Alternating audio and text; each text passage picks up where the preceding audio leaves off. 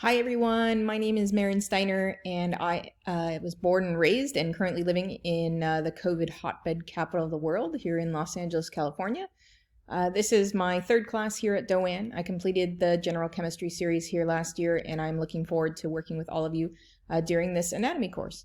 I completed anatomy at community college about 12 years ago, and this marks the 17th year of me being an EMT, so I am definitely familiar with certain parts of anatomy, but I'm looking forward to filling in any gaps and sort of relearning what I had learned before.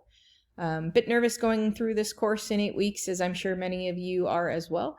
But I've read really great things about it, and so I'm hoping to everything works out well, and I'm coming in with a very positive outlook about all of it.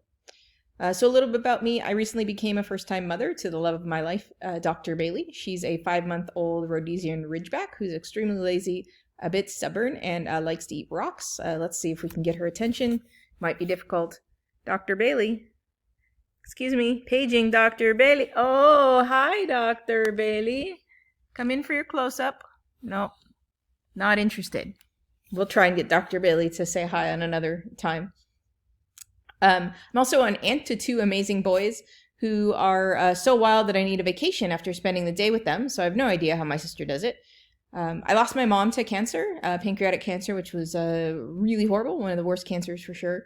I lost my dad almost 2 years ago to sudden cardiac arrest, so I'm still learning how to be an adult orphan. I'm not quite there yet, but if anyone has any advice, I'd love to hear it. The holidays are the worst, so I'm very thankful for them being over and for having Dr. Bailey to hang out with, even when she just sleeps a whole lot. Is that what you do? Oh, and she's back to sleep.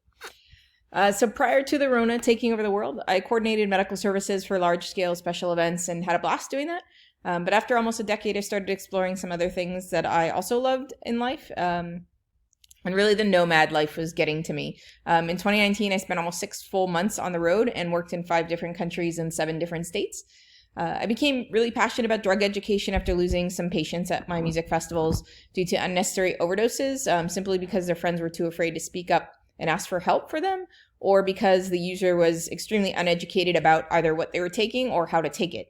I've applied for and was accepted to a community health-focused MPH program at Tulane University, and about to start my 2nd semester tomorrow, and I really do hope to sort of work on drug education through whatever my next chapter of life has in store for me.